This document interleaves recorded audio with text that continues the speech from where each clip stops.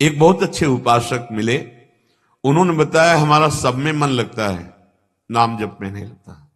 हाँ, हमें लगा यही बात है, नाम जप में मन लगना सबसे कठिन काम है। बलिहारी है, उनको हम प्रणाम करते हैं जिनके मुख में नाम जपने का नशा हो गया है।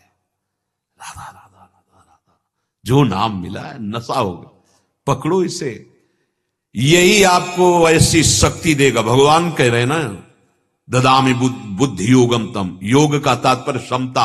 अरे महान बन जाओगे, जीते जी जीवन मुक्त हो जाओगे। वो मनुष्य संसार में ऐसे निर्लिप्त रहता है जैसे कमल का पत्ता, कीचड़ में जल में ही वो उत्पन्न हुआ, जल में ही खिला हुआ है, पर जब उठाओ तो ऐसा नहीं कि उसमें पानी भर जाए। ऐसे ही वो संसार में रहता हुआ राग द्वेष रहित, सुख दुख में समान भाव वाला, देह युक्त विदेह जीवन रहते हुए जीवन मुक्त, श्री भगवान कह रहे हैं। वास्तव में ये स्थिति लाभ करने के लिए ही मानव देह मिला है। तुम्हारा स्वरूप ऐसा ही है, पर भूलकर शरीर को अपना मानने के कारण ये बात आई है सुख दुख की। तू चैतन्य घन है, तेरे में कोई दुख सुख स्पर्श ही नहीं कर सकता, प्रकृति का, व्यक्ति का, वस्तु का, घटना का, स्थान का। तू निष्पाप है, तुझे कभी पाप स्पर्श ही नहीं कर सकता, पर अपने स्वरूप को भूलकर शरीर को माना, इसीलिए अब दंड मिल रहा है, इसीलिए सुख दुख भोगना पड़ रहा है। और इसमें सुधार कर लो, नहीं तो आगे फिर वही चक्र में फंस जाना होगा। असत पदार्थ और शरीर संबंध ने तुम्हें बांध रखा है, यही बंधन है, यही मैं स्त्री, मैं पुरुष, मैं भोक्ता, मैं करता। और ये इतना दृढ़ बंधन है कि कुछ दिन तो लगेगा कि मैं ठीक हो गया, अब तो कोई समस्या, फिर समस्या ही समस्या 1 मिनट में जागृत हो जाती। और ऐसी लुका छुपी बहुत वर्ष चलती है, बहुत वर्ष चलती है। कभी लगा कि अब तो निहाल हो गए, कभी लगा कि अरे जहां थे वहीं खड़े हैं।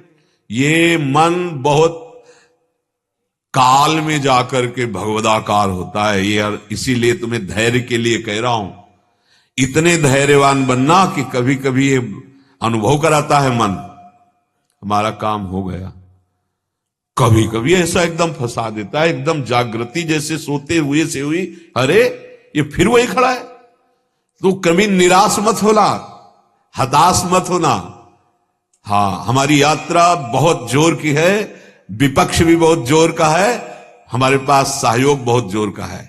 हाँ, बड़े अस्त्र हैं, कभी लीला चरित्र, कभी सेवा, कभी नाम जप, कभी सत्संग, ये अस्त्र है, इनसे हम विपक्ष से जीतते हैं। पाप पुण्य रहित तभी हो सकते हैं जब नाम जप चल रहा है और बुद्धि में समता आ गई, अंतःकरण की क्षमता ही सिद्धि मानी जाएगी। लाभ हानि दुख सुख अपना पराया, अंदर से सम, बाहर से व्यवहार वैसे ही दिखाई दे रहा है। आकाश की तरह निर्लिप्त हो जाता है वो महापुरुष। जैसे आकाश कभी धूल से दूषित नहीं होता, कभी कोहरा वहां पहुंच नहीं सकता। ये जो बादल चलते हुए दिखाई देते हैं शुद्ध आकाश में नहीं, ये बहुत नीचे है।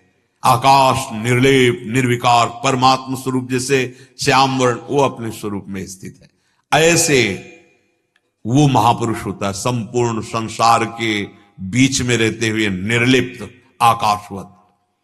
तस्माद् योगाय युज्यस्व, इसलिए अर्जुन तुम योग को पकड़ो, योग को, कर्म में योग, कर्तव्य कर्म करो, फल में बंधना ये भोग है, और फल भगवान के ऊपर छोड़ देना, आए हुए सुख दुख को समान भाव से सहना, ये योग है। अगर तुमने राग किया तो द्वेष हो जाएगा, और राग द्वेष हो जाएगा तो तुम हरदम बंधे रहोगे। ना बंधे होने पर भी जड़ चेतने ग्रंथि पड़ गई, यद्यपि मृषा छूटति कठिनाई। योगा कर्मसु कौशलम, कर्मों में यही कुशलता है कि तुम बंध ना पाओ, कर्म कोई तुम्हें बांध ना पावे, ना शुभ ना अशुभ। तो बोले क्या? बोले फल की प्राप्ति में तुम सम हो जाओ, चाहे हानि मिले या लाभ, दुख मिले या सुख, तुम विचलित मत हो, तो तुम्हें निश्चित फल मिलेगा, परमानंदमय फल मिलेगा। श्री भगवान कह रहे हैं कर्मजम बुद्धि युक्ता ही फलम त्यक्त्वा मनीषिणः जन्म बंध विनिर्मुक्ता पदम गच्छन्त्यनामयम्। ये मिला पद।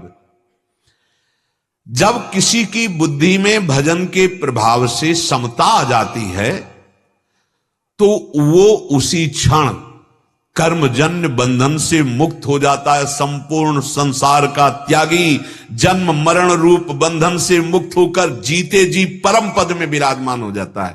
कैसे जानेगा कोई मुकुट नहीं लग जाता, कोई सींग नहीं उदय हो जाते। स्थिति है वो हृदय की।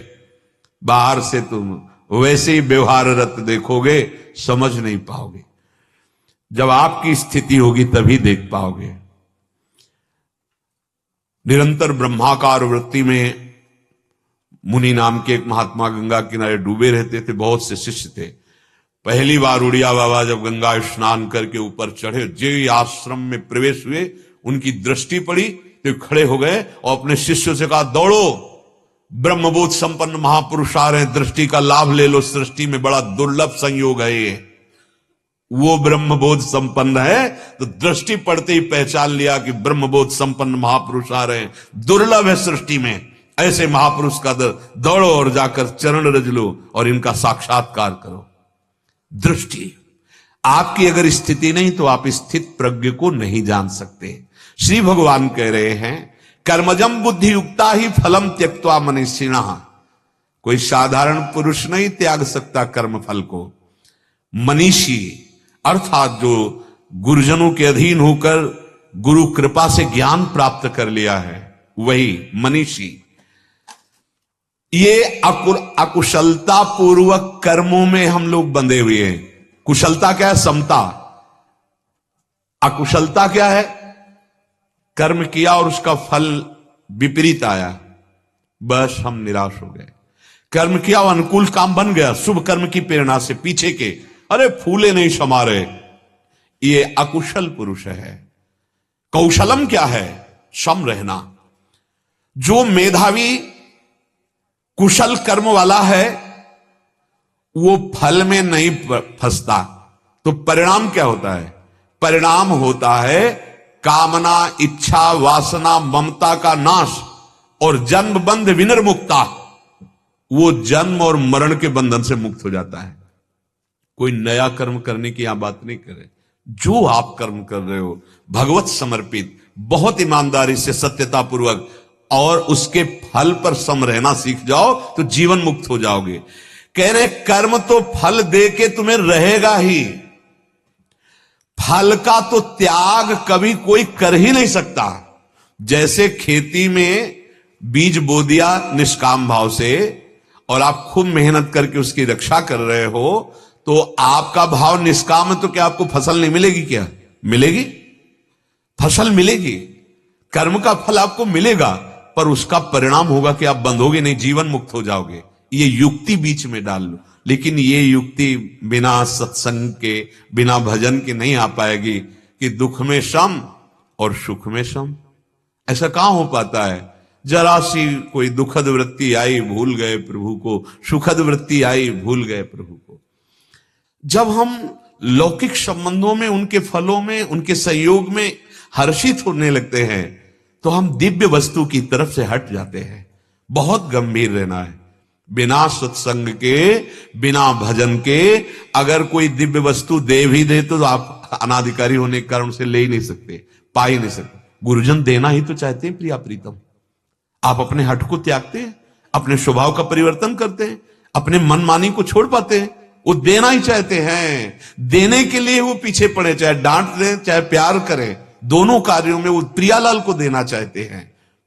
जन्म बंध विनिर्मुक्ता, वही मनीषी। मनीषी माने वो बुद्धि में विवेक जिसके जागृत हो गया है, वो जन्म रूपी और मरण रूपी बंधन से मुक्त हो जाता है। इसी कार्य के लिए हमारा मानवदेह मिला है। कोई नवीन कार्य नहीं करना। जो आप कार्य कर रहे हो धर्मान अनुसार होना चाहिए, धर्म के अनुसार, और बहुत प्रियता पूर्वक करो, बहुत लगन पूर्वक करो।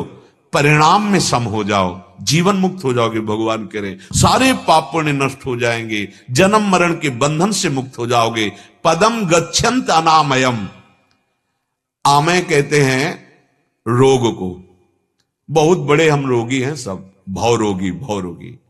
अनामय अर्थात भव रोग से निर्विकार स्थिति को प्राप्त हो जाएगा। अच्छा, निर्विकार स्थिति को तुम कैसे जानोगे? वो हृदय का विषय होता है, बाहरी चेष्टाओं से तो बिल्कुल नहीं जान सकते। श्री परमानंद जी महाराज बक्सर के, ये गंगा किनारे बक्सर है, बड़ी ऊंची स्थिति, शरीर शुद्धि रहित महापुरुष थे। जैसे बैठे वैसे चल दिए उठ दिए। कभी कभी ऐसा अपने शिष्य कहते थे, जब कोई ऐसा तो आप वस्त्र डाल दिया करो, हमें शुद्ध नहीं रहती, ऐसा स्थिति थी। पर जैसे कोई आए गृहस्थ और प्रणाम किए, महाराज बड़े भाग्य हमारे आपके दर्शन, तुम्हारे घर गाय है? हाँ महाराज, बहुत दिन से रबड़ी नहीं पाई। अच्छा महाराज, अब दिमाग चलने लगा। महाराज को शरीर शुद्ध नहीं, पर रबड़ी की शुद्ध है। पक्का आप नहीं जान सकते महापुरुषों की स्थिति को। कभी कभी हंसी आती थी उनकी चेष्टाओं को। भाई कोई बहू प्रणाम है, तुम्हें कढ़ी बनाना आता है? हाँ। बच्चा बहुत दिन से कढ़ी नहीं पाई, बहुत, हाँ ध्यान, बहुत दिन से। बुद्धि काम नहीं करेगी कि कहां से बोल रहे, कहां से बोल रहे, कोई पकड़ ही नहीं पाएगा। सच्ची वाली है। बहुत बहुत कृपा पात्र जन होते हैं जो गुरुजनों और महापुरुषों को वर्तमान में पहचान ले, बाद में चरित्र पढ़ाए जाते हैं और लगता वो महापुरुष थे। और माया सामने ऐसी लीला करवाती कि लगता है ऐसा तो नहीं हो सकता, ऐसा नहीं, अगर ऐसा तो ऐसा कैसे हो सकता है? ऐसे जैसे शास्त्र की भाषा है ना, ऐसा कैसे हो सकता है कोई हमें दुख दे और हम उसे प्रणाम करें? अगर आप सही चलोगे ना तो वास्तविक आप देख पाओगे कि वो सामने जो दुख देने वाली वृत्ति तुम्हारी है वो ठाकुर जी हैं, उनके सिवा है नहीं। मान लो बात, जान जाओगे, मान के मानी संख्या सवाल हल हो जाएगा। अगर एक भी शत्रु पूरे विश्व में रहा तो भगवत प्राप्ति में बाधा पड़ जाएगी। संपूर्ण विश्व में हमें अजात शत्रु होना है। हरिवंश नाम लीन जे अजात शत्रु ते पदम गच्छंत अनामय। अभी जीते जी निर्विकार हो जाओगे भाई, मान लो बात। वैसे तुम निर्विकार हो ही स्वरूप में, विकारी शरीर को मैं मानने के लिए हुआ है। तो जो भी आप कार्य करते हैं वो भगवत समर्पित कीजिए, नाम जप कीजिए, और जो फल आवे दुख या सुख उसे प्रसाद मान के सह लीजिए। आप मुक्त हो जाओगे, आप महासुख को प्राप्त हो जाओगे। देखो, वाणी को संभालो, नेत्रों को संभालो, श्रवणेन्द्रिय को संभालो, स्वभाव को संभालो, नाम बल से, गुरु कृपा बल से। अगर ये संभल गया तो भगवत प्राप्ति दुर्लभ नहीं है, कठिन है यही संभालना। हम लोग यहां फिसल जाते हैं, चूक हो जाती है, सबसे हो जाती है। अब इससे चूक होना स्वाभाविक है, बस इसी को संभालना है। पूरे जीवन भर साधक साधक ही रहता है। एक शब्द के करोड़ों अर्थ होते हैं। नए नए जब भाव से तब लगता है कि हम तो समझ रहे थे, इसका अर्थ हम समझ गए, अरे इसका तो ये है। ऐसे पूरे जीवन हो जाता है। उस अनंत ज्ञान समुद्र प्रभु से हमको सीखने को मिलता पूरे जीवन भर। कभी पूर्णता होने पर भी पूर्णता का अनुभव नहीं होता। चाहे ज्ञान चाहे प्रेम, वो अनुभव में डूबा रहता है। नवीन नवीन अनुभव, नवीन नवीन रति, आत्मरति, कृष्ण रति। हे, जगत की रति से हटो, देह रति से हटो। बहुत बढ़िया अवसर है, अपने आप को प्रभु के हवाले कर दो। ये जीवन हमारा आखिरी होना चाहिए। अगर हमें जन्म भी मिले तो जीवन मुक्त होकर, हम किसी कर्म बंधन से या किसी विकार से प्रेरित होकर जन्म ना हो। प्रभु भेजें तो उनके जन बनकर आवें और जगत में भगवत यश गावें, भगवत महिमा को प्रकाशित करें। कोई बात नहीं है ऐसे जन्म में, लेकिन ऐसा जन्म अब नहीं चाहिए कि हम पाप पुण्य के कर्मों से बंधकर दुख सुख भोगे, नाना प्रकार की वासनाएं हमें रौंद दे। हे, अब सुधार कर लो। बहुत करोड़ों बार मनुष्य जन्म मिल चुके हैं, उन्हीं के परिणाम से दुख सुख आदि योनियां नाना प्रकार की भोगनी पड़ रही। ये मनुष्य जन्म अब आखिरी। अपने लोग जिनको सत्संग मिला है, जिनको भगवत शरणागति मिल गई, जिनके कानों में शब्द पड़ रहे हैं, मानो हरि आपको बुला रहे हैं। नहीं तो कितना ब्रह्मांड है, कितने जीव हैं, कितने सत्संग सुन पाते हैं, कितने भगवान नाम जप पाते हैं। आपका नंबर आ गया जीवन मुक्त होने का। सच्ची बात, साधु समागम मिला, भजन में रुचि हो रही थोड़ी भी, तो मानो भगवान आपको बुला रहे हैं। अब इस प्रपंच से आप थोड़ा सहयोग करिए, चलिए भगवान की तरफ, चलिए प्रभु की तरफ। चलना यही माना जाएगा, विपरीत भावना का त्याग करके निरंतर नाम जप।